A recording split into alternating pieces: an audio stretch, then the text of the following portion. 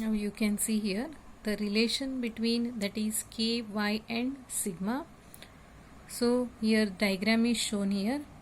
So how the volume deformation it is shown in the diagram, you can see here all the dimension, that is X, Y and Z, that is Tx, Ty and Tz. So now see, that is the consider a cube that is of unit length, breadth and height. So Tx, Ty and Tz be the outward stresses which are acting along X, Y and Z direction.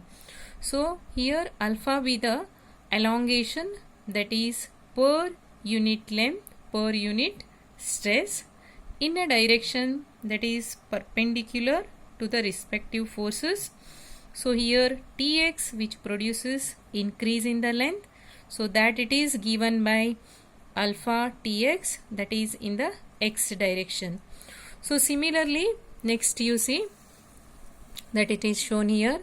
So other two stresses, that is Ty and Tz, so they are perpendicular to X direction, so which are producing here contraction. Remember that B Ty and B Tz in a cube, that is along X direction. Hence the length which was unity, that is along the X direction, and it becomes here, see, it is of unit length, that's why it is 1 plus alpha Tx minus beta Ty minus beta Tz. So here this is elongation and this is contraction, that's why minus sign is taken, here plus sign is taken. Similarly along Y and Z directions, the respective lengths which becomes here 1 plus alpha Ty minus beta Tz minus beta Tx. Similarly next 1 plus alpha Tz minus beta Tx minus beta Ty. So hence the new volume of the cube which becomes here, see 3 are there here, this one and this one, so that is equal to here. So all products you have to find out, that is 1 plus alpha Tx minus beta Ty minus beta Tz, that multiplied by 1 plus alpha Ty minus beta Tz minus beta Tx, that multiplied by 1 plus alpha Tz minus beta Tx minus beta Ty. So here alpha, beta are very small, and the terms which contain here either the powers of alpha and beta and their products are neglected. So finally you will get one expression after neglecting the powers and their products. So this is the expression here, that is 1 plus alpha into Tx plus Ty plus Tz, that minus 2 beta into Tx plus Ty plus Tz. So after simplifying you will get this equation, that it is shown here 1 plus and this alpha minus 2 beta is taken here.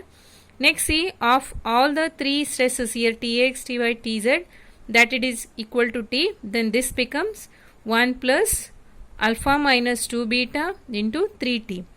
Then the cube under consideration is of unit volume, that's why increase in the volume will be, so this you have to consider, and that minus 1.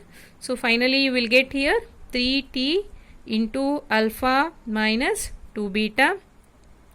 So instead of outward stress T here, means this T, pressure P is applied here, then the decrease in the volume it becomes here, that is 3P into alpha minus 2 beta.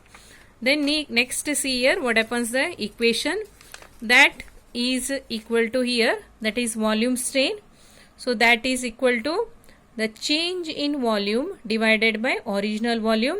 So that change in volume is written here, so original volume is 1. Next see bulk modulus, that it is K, that it is represented by pressure by volume strain. So P is pressure here and this volume strain is considered here. So that is equal to 1 divided by 3. Next, alpha minus 2 beta, pp get cancels here. So here alpha is taken outside. So that's why it becomes 3 alpha into 1 minus 2 beta by alpha. Then see, you take this up here. So 1 by alpha it becomes, that is nothing but here y. Next, beta by alpha it becomes sigma. So finally you will get the relation between k, y and sigma. So that is here k equal to y divided by 3 into 1 minus of 2 sigma.